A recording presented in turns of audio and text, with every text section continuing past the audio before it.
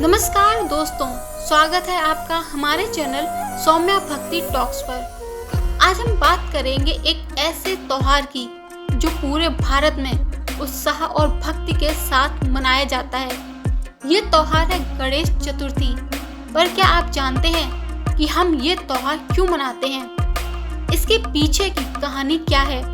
आइए इस वीडियो में जानते हैं, तो हमारे साथ अंत तक बने रहें।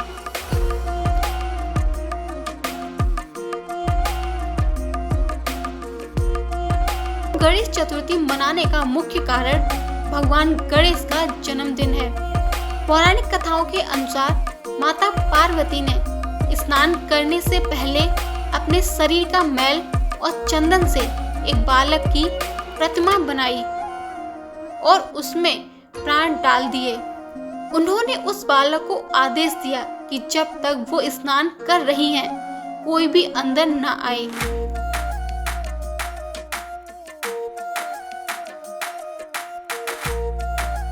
तभी वहां भगवान शिव आए। गणेश जी ने उन्हें अंदर आने से रोका, लेकिन भगवान शिव को बहुत गुस्सा आया और उन्होंने अपने त्रिशूल से भगवान गणेश का सर धड़ से अलग कर दिया। ये देखकर माता पार्वती बहुत दुखी हुई। माता पार्वती का दुख देखकर भगवान शिव ने भगवान गणेश को जीवित करने का फैसला किया।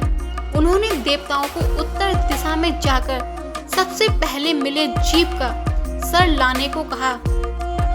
देवताओं को एक हाथी का बच्चा मिला, जिसका सिर लेकर वे आए। भगवान शिव ने उस हाथी के सिर को भगवान गणेश के धड़ से जोड़ दिया और इस तरह भगवान गणेश का पुनर्जन्म हुआ।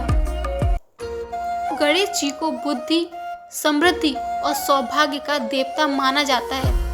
उनकी पूजा से हर काम में आने वाली बाधाएं दूर हो जाती हैं, इसलिए उन्हें विघ्नहर्ता भी कहते हैं। किसी भी शुभ काम की शुरुआत गणेश जी की पूजा से ही होती है। गणेश चतुर्थी को सार्वजनिक रूप से मनाने की शुरुआत लोकमान्य तिलक ने 1893 में की थी। उस समय ब्रिटिश शासन के खिलाफ लोगों को एकजुट करने के लिए ये एक बहुत अच्छा तरीका था। उन्होंने इस त्योहार को घर घर से बाहर निकलकर पंडालों में मनाने की परंपरा शुरू की, जिससे लोग एक साथ आ सकें और देश के लिए सोच सकें। ये त्योहार पूरे 10 दिनों तक चलता है। लोग अपने घरों और बड़े बड़े पंडालों में भगवान गणेश की मूर्ति स्थापित करते हैं। पंडालों को बहुत खूबसूरती से सजाया जाता है। रोज सुबह शाम को गणेश जी की पूजा और आरती होती है। भगवान गणेश को उनका पसंदीदा भोग मोदक चढ़ाया जाता है। इन 10 दिनों तक पूरे माहौल में एक अलग ही भक्ति और ऊर्जा देखने को मिलती है। गणेश चतुर्थी हिंदुओं का एक प्रमुख त्योहार है। ये त्योहार भारत के कई हिस्सों में मनाया जाता है, लेकिन महाराष्ट्र और कर्नाटक में इसका विशेष उत्साह देखने को मिलता है। पौराणिक मान्यताओं के अनुसार इसी दिन भगवान गणेश का जन्म हुआ था। गणेश चतुर्दशी के दिन भगवान गणेश की पूजा अर्चना की जाती है। कई जगहों पर बड़ी बड़ी प्रतिमाएं स्थापित की जाती हैं, जिन्हें पंडालों में सजाया जाता है। 9 दिनों तक इन प्रतिमाओं की विशेष पूजा होती है और बड़ी संख्या में भक्त दर्शन के लिए आते हैं। 9 दिन के बाद ढोल, नगाड़ों और गीतों के साथ भगवान गणेश जी की प्रतिमा को शोभा यात्रा के रूप में ले जाकर किसी तालाब या नदी में विसर्जित किया जाता है। इस विसर्जन का अर्थ है कि भगवान गणेश अपने घर यानी कैलाश पर्वत वापस लौट रहे हैं। दोस्तों, भगवान गणेश को उनके बड़े पेट के कारण लंबोदर भी कहा जाता है।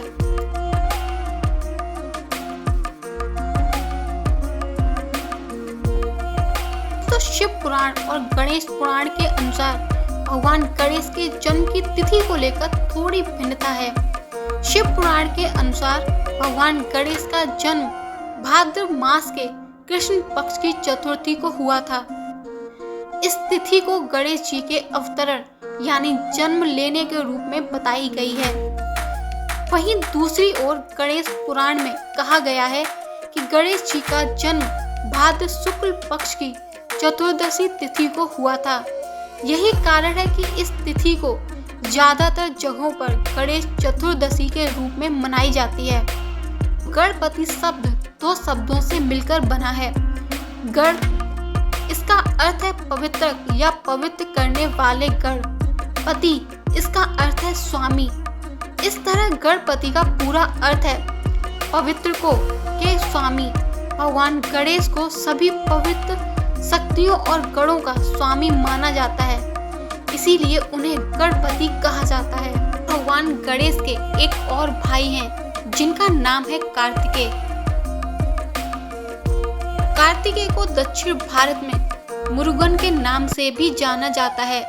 वे देवताओं के सेनापति हैं। एक बार दोनों भाइयों में ये शर्त लगी कि जो पहले पूरी पृथ्वी का चक्कर लगाकर आएगा वही विजेता होगा। कार्तिकेय ने अपने वाहन मोर पर बैठकर तुरंत निकल पड़े, जबकि भगवान गणेश ने अपने माता पिता यानी भगवान शिव और माता पार्वती की परिक्रमा की। उन्होंने कहा कि उनके माता पिता में ही उनका पूरा ब्रह्मांड समाया हुआ है। इस बात से भगवान शिव और माता पार्वती बहुत प्रसन्न हुए और भगवान गणेश को उन्होंने विजेता घोषित किया। इसी दिन से भगवान गणेश को प्रथम पूज्य कहा जाता है।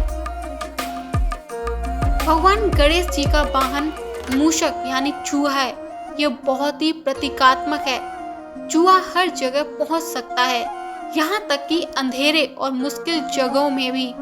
ये दर्शाता है कि गणेश जी का ज्ञान और प्रभाव हर जगह मौजूद है।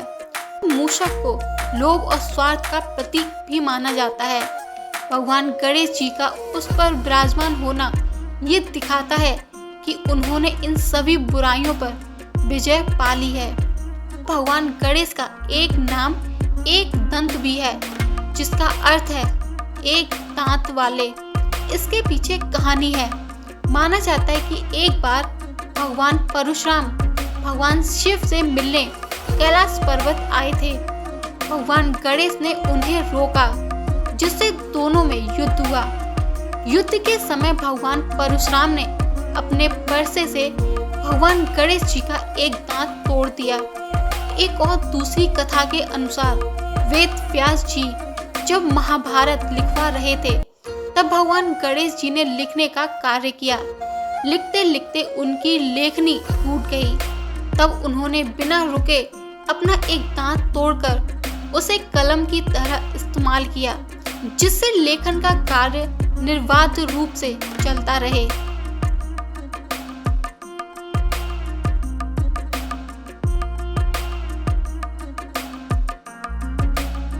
गणेश जी के कुछ और अन्य नाम हैं, आइए जानते हैं उनके बारे में। गजानन, गज यानी हाथी के मुख वाले। विनायक, सभी का नायक। विघ्नहर्ता, बाधाओं को दूर करने वाले। गणपति, गणों के स्वामी। और लंबोदर, बड़े पेट वाले। ये सभी नाम उनके जीवन और गुणों को दर्शाते हैं। गणेश जी को हमेशा एक ऐसे देवता के रूप में पूजा जाता है जो ज्ञान, बुद्धि और समृद्धि के साथ साथ सभी बाधाओं को दूर करते हैं। तो दोस्तों, ये थी गणेश चतुर्दशी के पीछे की पूरी कहानी और उनका गहरा महत्व। यह त्योहार सिर्फ भगवान गणेश के जन्मदिन को मनाने तक ही सीमित नहीं है, बल्कि ये हमें जीवन के कई महत्वपूर्ण संदेश भी देता है।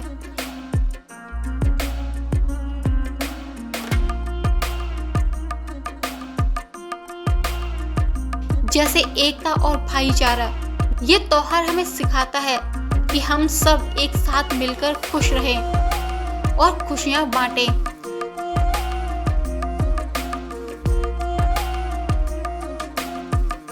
सकारात्मकता। भगवान गणेश जी की पूजा हमें जीवन की हर बाधा को दूर करने की शक्ति और सकारात्मकता देती है।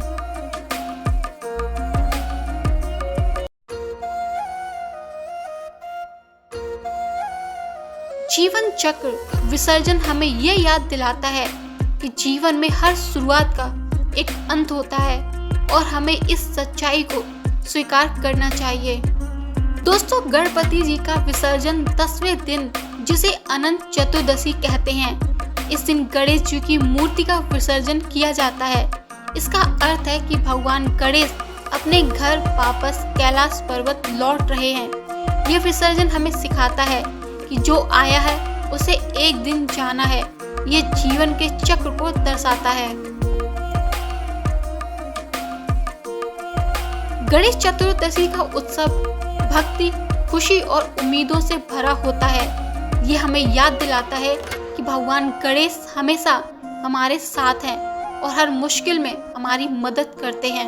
अगर आपको ये वीडियो पसंद आया हो तो इसे लाइक करें, शेयर करें और हमारे चैनल को सब्सक्राइब करना ना भूलें।